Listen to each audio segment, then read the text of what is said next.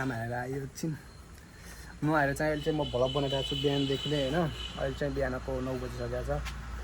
अहिले चाहिँ हामी नास्ता बनाइरहेको छौँ। अब कामदेखि आयो नि त, अब यस्तो नास्ता खानुपर्ने हुन्छ है। यस्तो चाहिँ हाम्रो रुमको हालत चाहिँ यो भयो है। कपडाहरू यत्तिकै फालेको छ हामीले चाहिँ, आउने लाउने धुने फाल्ने यस्तै हुन्छ हाम्रो चाहिँ। यता चाहिँ आयुष भाइ तरकारी बनाइरहेको छ है हाम्रो। यस्तो चाहिँ हाम्रो किचनको हालत हेर्न सक्नुहुन्छ गाइजहरू। चाहिँ प्याज भुलिरहेको छ अहिले चाहिँ। त्यो चाहिँ किचनको मास्टर हो है, किचन मास्टर हो, कुक भन्छ अहिले चाहिँ हामी। यस्तो खतरा मिठो खाना पकाउँछ अहिले चाहिँ, यस्तो खतरा मिठो खाना पकाउँछ होइन।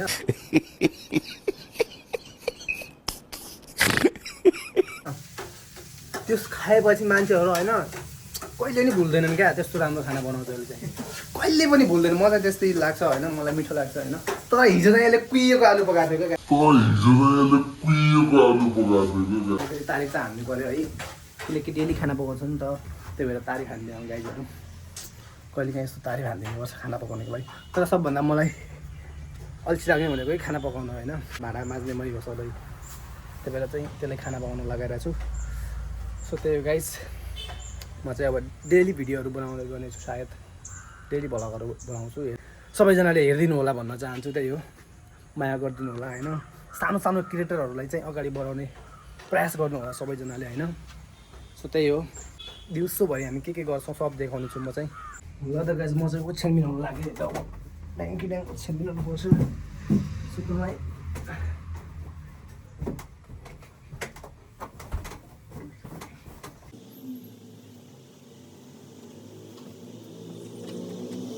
ओछ्यान मिलाएर सुत्नु पऱ्यो गाइज, थकाइ लाग्छ कामदेखि आएर। ल त गाइजहरू, म त अब ल्याम्प रोटी खान्छु है त। बिहानको नास्ता चाहिँ हाम्रो रोटी हुन्छ, अब चाहिँ खानुपर्ने हुन्छ यस्तो बेस्ट गर्नु पारेर।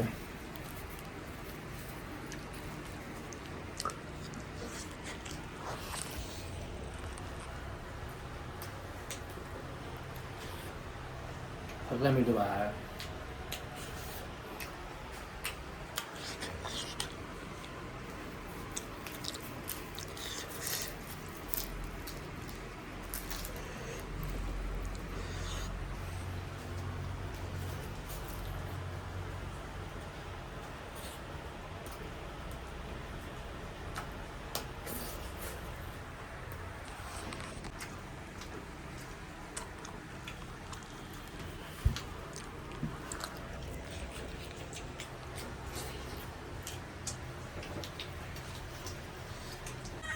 हाम्रो घरको छेउमा चाहिँ यस्तो राम्रो बिल्ली, म्याउ कस्तो छ गाइज यो बिल्ली भन त।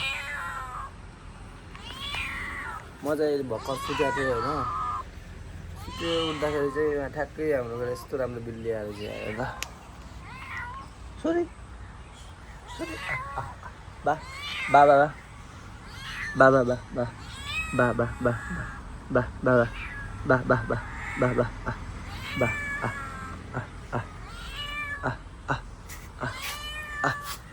बाबा। ल गाइजहरू, यहाँ चाहिँ धेरै फोहोर भइसकेको रहेछ हाम्रो, यहाँ घर वरिपरि चाहिँ धेरै फोहोर भइसकेको रहेछ। म चाहिँ यहाँ सब हान्छु।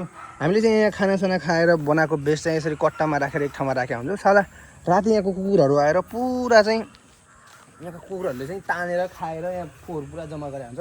ल गाइज, म चाहिँ यो अब सफा गर्छु हेर्नु है त। यहाँ सफा गर्दै चाहिँ यहाँ चाहिँ कुकुरहरूले एकदम डेन्जर बनाइसकेको रहेछ।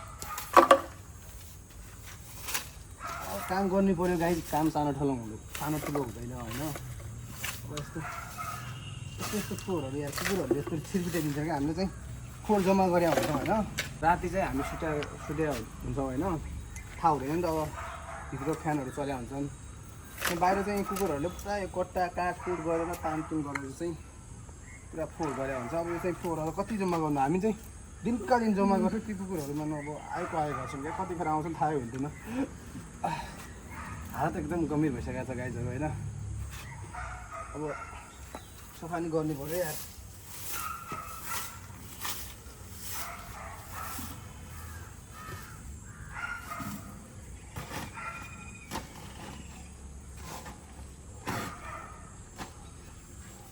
यसो चाहिँ गाइजहरू चाहिँ फेरि गट्टामा हाल्नु पर्यो। माथि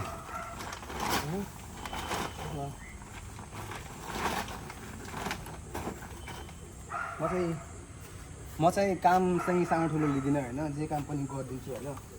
काम सानो ठुलो कहिले पनि हुँदैन, आफ्नै लागि हो होइन। तर चाहिँ एउटा कुरा दिक्कत के लाग्छ भन्दाखेरि यहाँ कुकुरहरूले चाहिँ लास्टै अँध्याएको छ क्या गाईहरू। बिगाट नभएपछि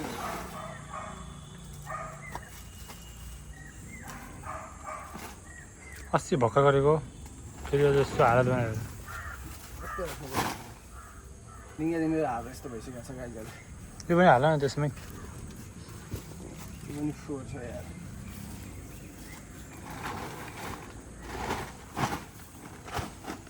भोलि पनि यस्तै गऱ्यो भने चाहिँ हामी ती कुकुरहरूलाई मारिदिन्छौँ है। के भन्यो कुकुरले हानेको भिडियो नै आउँछ। कुकुरले हानेको भिडियो पनि आउँछ गाइज, वेट गर्नु होला है त।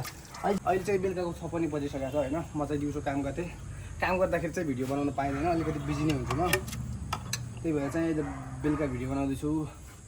सो अहिले चाहिँ रात पनि परिसकेको छ। अब आजको भिडियो चाहिँ यहीँ टुङ्गाउँछु।